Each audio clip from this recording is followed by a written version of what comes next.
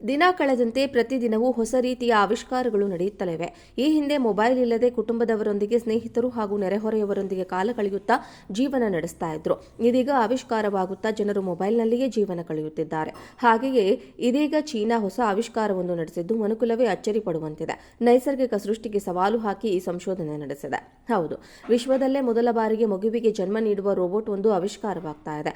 ತಂತ್ರಜ್ಞಾನವನ್ನು ಬಳಸಿ ಕೃತಕ ಗರ್ಭಧಾರಣೆ ಮಾಡಿಸುವ ಮೂಲಕ ಈ ರೋಬೋಟ್ ಮಗುವಿಗೆ ಜನ್ಮ ನೀಡಲಿದೆ. ತಾಯಿಯ ಗರ್ಭದಲ್ಲಿ ಮಗು ಬೆಳೆಯುವ ರೀತಿಯಲ್ಲಿಯೇ ಈ ಕೃತಕ ಗರ್ಭಧಾರಣೆ ನಡೆಯಲಿದ್ದು, ಸಿಂಗಾಪುರದ ನಾನ್ಯಾಂಗ್ ತಾಂತ್ರಿಕ ವಿಶ್ವವಿದ್ಯಾಲಯದ ವಿಜ್ಞಾನಿಯಾಗಿರುವ ಡಾಕ್ಟರ್ ಜಾಂಗ್ ಕೆಫೆಂಗ್ ನೇತೃತ್ವದಲ್ಲಿ ಗುವಾಂಗ್ ಝಾ ಮೂಲದ ಕೈವಾ ಟೆಕ್ನಾಲಜಿ ಈ ರೋಬೋಟ್ ಅನ್ನು ಅಭಿವೃದ್ಧಿಪಡಿಸ್ತಾ ಇದೆ. ಮೂಲಗಳ ಪ್ರಕಾರ ಸತ್ಯ ಸಂಶೋಧನೆ ಅಂತಿಮ ಹಂತದಲ್ಲಿದ್ದು ಯಶಸ್ವಿಯಾದರೆ ಗರ್ಭಧಾರಣೆ ಮಾಡಬಹುದು ಎಂದು ತಿಳಿಸಿದೆ. ತಾಯಿಯೊಬ್ಬಳು ಗರ್ಭಧರಿಸುವ ಹಾಗೆಯೇ ಈ ಪ್ರಕ್ರಿಯೆ ನಡೆಯುತ್ತದೆ. ಈ ರೋಬೋಟ್ನ ದ್ರೋಣದೊಳಗೆ ಆಮ್ನಿಯೋಟಿಕ್ ಎಂಬ ದ್ರವ ಇರುತ್ತದೆ. ಇದು ತಾಯಿಯ ಗರ್ಭದಲ್ಲಿರುವ ನೈಸರ್ಗಿಕ ದ್ರವದಂತೆ ವರ್ತಿಸುತ್ತದೆ. ಮೊದಲಿಗೆ ಐವಿಎಫ್ ರೀತಿಯಲ್ಲಿ ಲ್ಯಾಬ್ನಲ್ಲಿ ಅಂಡಾಣು ಮತ್ತು ವೀರ್ಯಾಣುಗಳು ಸಂಯೋಜನೆ ಮಾಡಲಾಗುತ್ತದೆ. ನಂತರ ಈ ಸಂಯೋಜನೆಯನ್ನು ಕೃತಕ ಗರ್ಭಾಶಯಕ್ಕೆ ಸ್ಥಳಾಂತರಿಸಲಾಗುತ್ತದೆ. ಈ ಗರ್ಭಕ್ಕೆ ಪೋಷಕಾಂಶವನ್ನು ಪೂರೈಕೆ ಮಾಡಲಾಗುತ್ತದೆ. ಫೀಡಿಂಗ್ ಟ್ಯೂಬ್ ಮೂಲಕ ಭ್ರೂಣಕ್ಕೆ ಅಗತ್ಯವಾದ ಪೋಷಕಾಂಶ, ಆಮ್ಲಜನಕ ಮತ್ತು ಹಾರ್ಮೋನ್ಗಳನ್ನು ಒದಗಿಸಲಾಗುತ್ತದೆ. ಈ ಪ್ರಕ್ರಿಯೆ ಸಂಪೂರ್ಣವಾಗಿ ಎಐ ನಿಯಂತ್ರಿತ ವ್ಯವಸ್ಥೆಯಾಗಿರುತ್ತದೆ.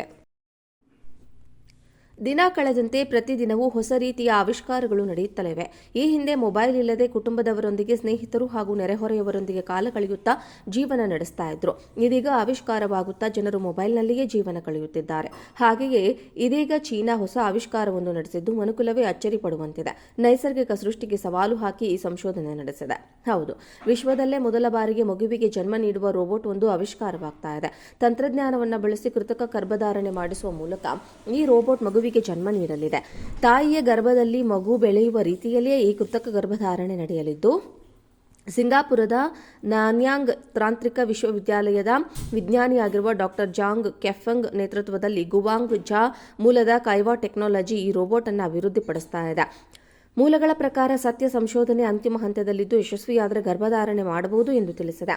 ತಾಯಿಯೊಬ್ಬಳು ಗರ್ಭಧರಿಸುವ ಹಾಗೆಯೇ ಈ ಪ್ರಕ್ರಿಯೆ ನಡೆಯುತ್ತದೆ. ಈ ರೋಬೋಟ್ನ ದ್ರೋಣದೊಳಗೆ ಆಮ್ನಿಯೋಟಿಕ್ ಎಂಬ ದ್ರವ ಇರುತ್ತದೆ. ಇದು ತಾಯಿಯ ಗರ್ಭದಲ್ಲಿರುವ ನೈಸರ್ಗಿಕ ದ್ರವದಂತೆ ವರ್ತಿಸುತ್ತದೆ. ಮೊದಲಿಗೆ ಐವಿಎಫ್ ರೀತಿಯಲ್ಲಿ ಲ್ಯಾಬ್ನಲ್ಲಿ ಅಂಡಾಣು ಮತ್ತು ವೀರ್ಯಾಣುಗಳು ಸಂಯೋಜನೆ ಮಾಡಲಾಗುತ್ತದೆ. ನಂತರ ಈ ಸಂಯೋಜನೆಯನ್ನು ಕೃತಕ ಗರ್ಭಾಶಯಕ್ಕೆ ಸ್ಥಳಾಂತರಿಸಲಾಗುತ್ತದೆ. ಈ ಗರ್ಭಕ್ಕೆ ಪೋಷಕಾಂಶವನ್ನು ಪೂರೈಕೆ ಮಾಡಲಾಗುತ್ತದೆ.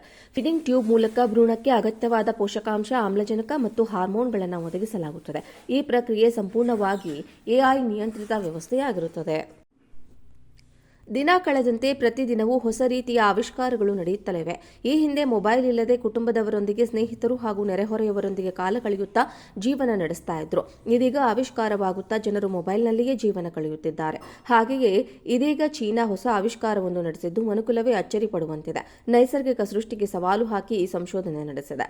ಹೌದು, ವಿಶ್ವದಲ್ಲೇ ಮೊದಲ ಬಾರಿಗೆ ಮಗುವಿಗೆ ಜನ್ಮ ನೀಡುವ ರೋಬೋಟ್ ಒಂದು ಆವಿಷ್ಕಾರವಾಗ್ತಾ ಇದೆ. ತಂತ್ರಜ್ಞಾನವನ್ನು ಬಳಸಿ ಕೃತಕ ಗರ್ಭಧಾರಣೆ ಮಾಡಿಸುವ ಮೂಲಕ ಈ ರೋಬೋಟ್ ಮಗುವಿಗೆ ಜನ್ಮ ನೀಡಲಿದೆ.